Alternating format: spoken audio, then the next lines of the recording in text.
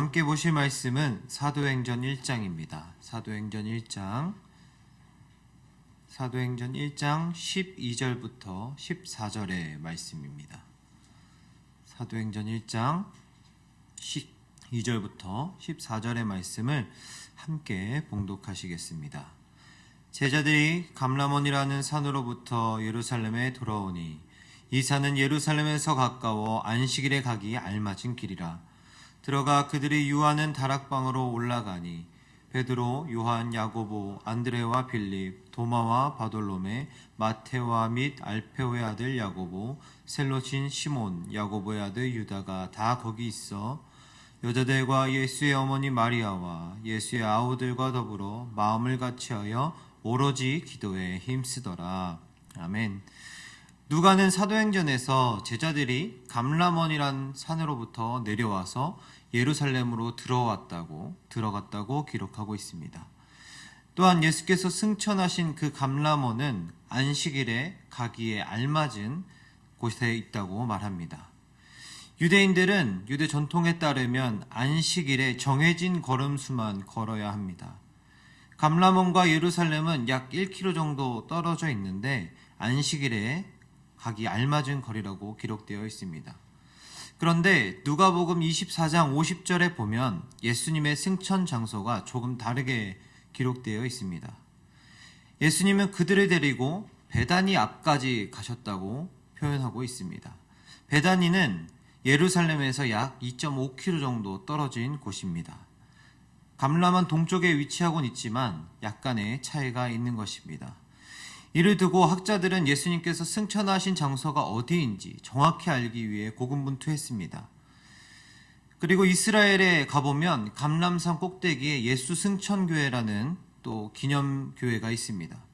그 안에 가보면 예수님께서 승천하셨을 때 밟았다고 기념되어지고 있는 알려진 바위도 있습니다. 그러나 이 모든 것이 추정일 뿐 예수님께서 승천하신 곳을 그 누구도 정확히 알지 못합니다. 만약 당시의 제자들이나 예수님을 따르던 사람들이 예수님이 승천하셨을 때 그곳에 작은 표시라도 해놨다면 그렇게까지 애를 쓰지 않아도 쉽게 알 수 있었을 텐데 그렇게 하지 않았습니다. 제자들이 해야 했다면 충분히 여러 가지 방법을 통해서 어떤 표시를 해놨을지도 모르겠습니다. 그러나 제자들은 그렇게 하지 않았습니다. 제자들은 예수님께서 부활하신 후에 40일이라는 시간을 함께 보내고 있었습니다. 우리가 특별 새벽 기도에 일주일만 해도 우리의 영혼이 더 새롭게 되고 또 은혜가 충만하게 되는 것을 우리가 느끼는데 부활하신 주님과 40일이라는 시간을 지난 제자들은 얼마나 더 큰 은혜와 또 깨달음을 얻었겠습니까? 그 시간을 보내는 동안 제자들과 무리들은 예수 그리스도의 진리를 마음 가운데 충만히 담았을 것입니다. 마음의 진리를 담지한 이들은 더 이상 눈에 보이는 것들이 중요하지 않았던 것 같습니다. 이미 그들은 하나님께서 이 세계 어디에나 계시다는 것을 깨닫게 된 것이죠. 오히려 사람이 세운 눈에 보이는 상징물들이 예수님의 진리를 훼손하고 우상 숭배에 빠뜨릴까 제자들은 그리고 예수를 따르던 사람들은 염려했던 것 같습니다. 이처럼 기독교의 진리는 눈에 보이는 것에 있지 않습니다. 예수님께서 탄생하신 말구유가 있냐 없냐, 예수님의 빈무덤이 있냐 없냐, 이런 것이 우리의 신앙을 흔들지 못합니다. 예수님의 빈무덤의 장소가 어디고 승천의 장소가 어디인지 우리의 신앙과는 별로 관계가 없습니다. 우리는 그런 장소를 믿고 바라는 것이 아니라 우리의 신앙은 오늘도 우리 안에 살아계셔서 우리의 삶을 거룩하게 하시고 예수 그리스도의 존재를 인정하고 따르는 삶에 있습니다.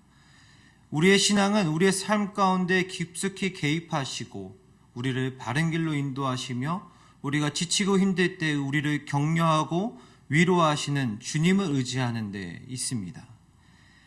그리고 13절, 14절의 말씀에는 다락방에 모인 사람들의 명단이 기록되어 있는데요.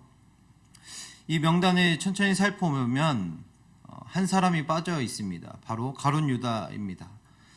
우리가 잘 알듯이 가룟 유다는 은30에 예수님을 팔고 스스로 목숨을 끊는 비참한 최후를 맞이합니다. 참으로 안타까운 일이 아닐 수 없습니다. 하지만 그의 안에는 탐욕이 또아리를 틀고 있었고 결국 그 탐욕이 그를 삼켜버렸습니다. 가룟 유다도 엄연히 주님께서 택하신 12 제자 중 하나였습니다. 주님의 공생의 기간 동안 수많은 이적과 기사들을 보았고 예수님께서 하나님의 아들이심을 자기의 두 눈으로 똑똑히 보았습니다. 그러나 그는 수많은 죄인들이 회개하고 주님께 돌아오는 모습들까지도 보았지만 자신 안에 커져가는 탐욕을 방치했고 그리고 결국 제자들의 이름에서 사라지게 됩니다. 돌이킬 수 있을 때 돌이키지 아니하고 그는 자신의 죄를 좌시했습니다. 돌이키면 하나님께서 책임지시고 하나님께서 붙들어 주시는데 가룟 유다는 그렇게 하지 않았던 것입니다. 우리는 실수했지만 죄를 저질렀지만 돌이킨 대표적인 제자를 압니다. 바로 베드로입니다. 베드로는 주님과 늘 동행했지만 좌충우돌했고 주님께 야단도 여러 번 맞았습니다. 그리고 뿐만 아니라 결국에는 주님을 배신하는, 부인하는, 3번이나 부인하는 그런 일을 행하기도 합니다. 그러나 베드로는 가룟 유다와 달리 뉘우칠 줄 알았습니다. 돌이킬 줄 알았다는 것입니다.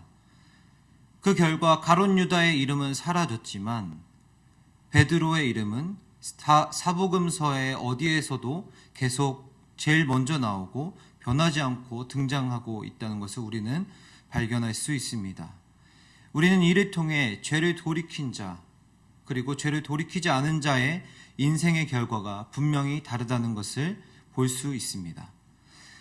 가룟 유다와 베드로가 맞이한 결과는 오늘을 살아가는 우리에게 엄중한 경고임과 동시에 위로가 됩니다.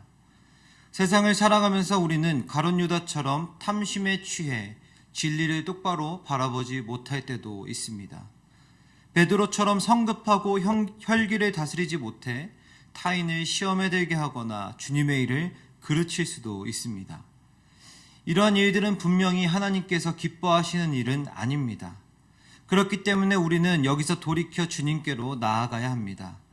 사도 요한은 요한일서 1장 9절에서 이렇게 이야기합니다. 우리의 죄를 자백하면 믿음직스럽고 의로우신 주님께서 우리의 죄를 사하시며 우리를 모든 불의에서 깨끗하게 하신다고 말씀하십니다. 말씀을 의지해서 우리도 날마다 주님께로 나아가 주님의 기억 속에 우리의 이름의 석자가 기억되는 축복된 인생을 사시기를 소망합니다. 14절 후반부에는 다락방에 모인 사람들이 기도하는 모습을 전하고 있습니다. 우리는 여기서 오늘날 교회와 우리 공동체가 본받아야 할 기도의 모범을 발견할 수 있는데요. 먼저는 기도할 때 마음을 같이하여 기도했다라고 말하고 있습니다. 여기서 마음을 같이 했다는 것은 헬라어 호모디마론으로 만장일치로 마음이 하나 되어라는 뜻을 가지고 있습니다. 즉 한마음으로 지금 기도하고 있다는 말씀입니다. 우리도 기도할 때 한마음으로 기도해야 되겠습니다. 각 사람의 마음을 하나로 모아서 하나님께 기도해야겠습니다. 다락방에 모였던 이들은 주님께서 약속하신 성령을 기다리고 주님이 자신의 증인이 되라 하신 그 말씀을 위해 마음으로 한마음으로 기도했던 것 같습니다. 초대교회 신앙공동체가 마음을 모아 기도했을 때 이 땅에 교회의 역사가 시작되었고 하나님 나라의 복음이 전파되기 시작했습니다. 우리에게도 각자가 속한 여러 공동체가 있습니다. 교회, 그리고 교구, 부서, 그리고 가정까지 우리가 속한 이 신앙 공동체가 견고하게 서기 위해서는 하나님이 기뻐하시는 공동체가 되기 위해서는 가장 먼저 우리가 한 마음으로 마음을 같이하여 기도해야겠습니다. 초대교회 신앙 공동체를 본받아 마음을 같이하여 우리의 공동체를 세워나가는 저와 여러분 되기를 소망합니다. 다음으로 다락방에 모였던 이들은 기도에 힘썼다라고 표현하고 있습니다. 그렇습니다. 우리는 기도에 힘을 내야 하는 것입니다. 그냥 기도가 되면 하고 기도가 안 되면 안 하는 것이 아니라 안 나오면 안 나오는 대로 하는 것이 아니라 우리가 정신을 차리고 기도에 힘써서 기도를 해야 된다는 것입니다. 힘쓰다라는 말은 다른 말로 말하면 굳세다라고 표현할 수 있습니다. 우리는 기도함에 있어서 굳세어야 합니다. 굳세다라는 말은 의지나 뜻을 굽히지 않고 억세게 한다는 의미입니다. 우리는 이렇게 기도해야겠습니다. 우리로 하여금 기도하게 하지 못하는 상황이 닥쳐올 때라도, 기도하지 못하게 하는 일들이 우리에게 밀려올지라도 하나님을 향하여 기도하는 우리의 의지가 꺾이지 않도록 우리가 힘을 내어 기도해야겠습니다. 우리의 기도를 막는 사탄의 여러 가지 거짓된 말들에 현혹되지 아니하고 우리가 억셀 정도로 하나님 앞에 힘써 기도해야 하는 것입니다. 오늘 본문에서 우리 주님은 제자들, 여인들, 그리고 예수님의 형제들을 하나의 신앙 공동체로 묶어 주셨습니다. 즉 교회가 되게 하셨다는 말씀입니다. 그리고 우리에게도 오늘날을 살아가는 우리도 하나님께서 분당소망교회라는 공동체로 묶어 주셨습니다. 모이게 하셨습니다. 우리 교회뿐 아니라 많은 교회, 한국교회가 여러 가지 이유들로 어려움을 겪고 있는 시대를 우리가 살아가고 있습니다. 그런데 교회들이 어려움을 겪게 된 데에는 교회들의 잘못된 모습들, 하나님의 뜻을 따르지 못했던 여러 모습들이 가장 큰 원인이 되고 있습니다. 우리가 세상에 빛과 소금이 되지 못하여 많은 지탄을 받고 능력도 잃어버린 것처럼 보이지만 우리가 마음을 다시 같이하여 기도에 힘쓰고 성령의 권능을 회복한다면 하나님께서 이 땅의 교회들을 다시 들어쓰실 거라 소망합니다. 우리가 오늘 말씀에서처럼 힘써 기도하며 마음을 같이 기도하여 하나님의 크신 일에 우리가 참여하여 하나님께 영광 올려드리는 귀한 교회 공동체 되기를 소망합니다. 이 시간 함께 기도하도록 하겠습니다. 함께 기도하실 때 하나님, 우리의 가정이, 그리고 우리의 교회가, 우리의 나라가 기도를 통하여 하나님의 뜻을 발견하게 하시고 그 뜻에 순종하여 온전한 주님의 것이 되게 해달라고 이 시간 함께 기도하겠습니다.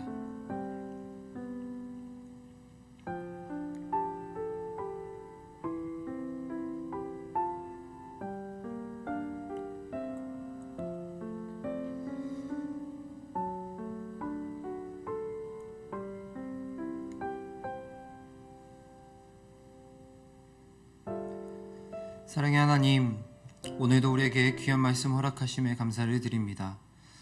하나님, 우리가 말씀 들은 것들을 기억하며 우리가 한 귀로 듣고 한 귀로 흘리는 것이 아니라 주님의 말씀을 우리의 마음 가운데 담아 우리의 삶의 자리 가운데 하나님의 뜻을 행하며 열매 맺는 삶을 경험할 수 있도록 은총 허락하여 주옵소서. 하나님, 우리의 육체가 연약하여 또 마음이 연약하여 주님의 뜻을 행하지 못할 때가 너무나도 많지만 그때마다 우리가 다시 한번 힘을 내어 기도하며 또 함께 묶어주신 공동체 가운데 서로를 위하여 중보하면서 우리 모두가 예수 그리스도의 공동체로 하나님의 복음을 전하는 공동체로 세워질 수 있도록 하나님께서 인도하여 주옵소서. 하나님, 우리의 삶의 자리 가운데 있는 많은 문제들, 많은 어려움들 주님께서 지켜 보호하여 주시고 그 가운데에서 우리가 기도하며 하나님을 더욱더 경험하게 하시고 또 문제가 해결되든지 그렇지 않든지 우리가 신실하게 주님을 붙들며 나아가고 우리가 참된 행복을 누릴 수 있는 주님의 자녀들이 될 수 있도록 인도하여 주옵소서. 오늘도 우리를 성령으로 인도하실 예수님의 이름으로 기도드립니다. 아멘. 함께 주기도문 하겠습니다. 하늘에 계신 우리 아버지, 아버지의 이름을 거룩하게 하시며 아버지의 나라가 오게 하시며 아버지의 뜻이 하늘에서와 같이 땅에서도 이루어지게 하소서. 오늘 우리에게 일용할 양식을 주시고 우리가 우리에게 잘못한 사람을 용서하여 준 것 같이 우리의 죄를 용서하여 주시고 우리를 시험에 빠지지 않게 하시고 악에서 구하소서. 나라와 권능과 영광이 영원히 아버지의 것입니다. 아멘.